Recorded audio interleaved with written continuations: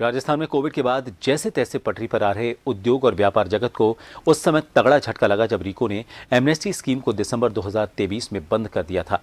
इसके बाद नई सरकार के बनने से लेकर आज तक उद्योग मंत्री से लेकर अधिकारियों को ज्ञापन के बावजूद रीको ने एमनेस्टी स्कीम छूट को अब तक आगे नहीं बढ़ाया और ऐसे में एक बार फिर विकसित राजस्थान 2047 विजन डॉक्यूमेंट के लिए उद्योग भवन में उद्योग आयुक्त की अध्यक्षता में आयोजित सुझाव बैठक में उद्योग और व्यापार जगत ने पुरजोर तरीके से एमनेस्टी स्कीम छूट का दायरा 30 जून 2024 तक करने की मांग की।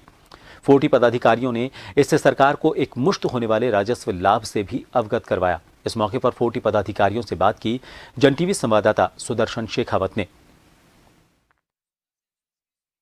भारत के लिए सरकार अलग अलग स्तर पर विचार विमर्श कर रही है और अगर हम यहाँ बात करें तो उद्योग विभाग में उद्योग आयुक्त ने आज 2047 के विकसित भारत को लेकर स्टेक होल्डर्स के साथ एक महत्वपूर्ण बैठक आयोजन किया, जिसमें 40 की तरफ से भी सुझाव रखे गए। इसके अलावा फिक्की और CII समेत जो दूसरे स्टेक होल्डर्स हैं उन्होंने भी यहाँ पर सुझाव दिए। एक यहाँ पर डिमांड काफ़ी समय से की जा रही है, रीको की तरफ से जो एमनेस्टी स्कीम दी जाती है उसका लाभ जो है वो उसकी सीमा को यहाँ पर बढ़ाया जाए, जो कि चुनाव के समय दिसंबर में समाप्त हो गई थी। इससे सरकार को भी रेवेन्यू में काफ़ी इजाफा होता है। अगर हम आपसे जानना चाहें किस तरीके से 40 के आप CA हैं, क्या इसमें जो चर्चा हुई किस तरह का रुख रहा? जी देखिए, ऐसा है कि आज राज्य सरकार ने विकसित भारत के साथ साथ विकसित राजस्थान 2047 के ऊपर परिप्रेक्ष्य के लिए इंडस्ट्री पदाधिकारी को बुलाया था। इसमें 40 भी वहाँ गई है।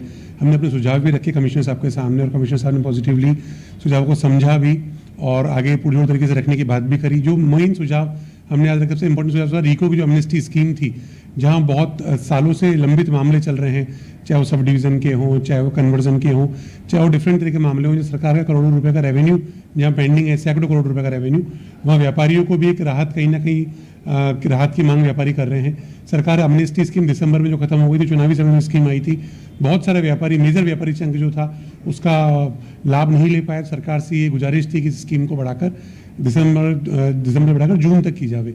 तो आज कमिश्नर साहब से हमने वापस इसकी रिक्वेस्ट करी स्कीम को बढ़ाने। कमिश्नर साहब ने पॉजिटिवली लिया और बहुत जल्दी राज्य सरकार के समक्ष मांग रखी जाएगी, डिस्कशन किया जाएगा और आशा है कि पूरी की जाएगी। 40 के उपाध्यक्ष हैं विनोद जी, अगर हम आपसे जानना चाहें सरकार के लिए भी तो ये फ़ायदेमंद होता है, क्योंकि जब इस तरह की स्कीम सरकार देती है तो पहले भी जब ये स्कीम चल रही थी तो रेवेन्यू एमनेस्टी स्कीम का जो फ़ायदा व्यापारियों को तो मिल रहा था, लेकिन सरकार को भी फ़ायदा मिल रहा था। निश्चित रूप से आपने बड़ी अच्छी बात कही और निश्चित रूप से इसका फ़ायदा व्यापारी को भी मिलता है, उद्योग को भी मिलता है, सरकार की रेवेन्यू भी बढ़ती है और उद्योग को एक मजबूती भी मिलती है।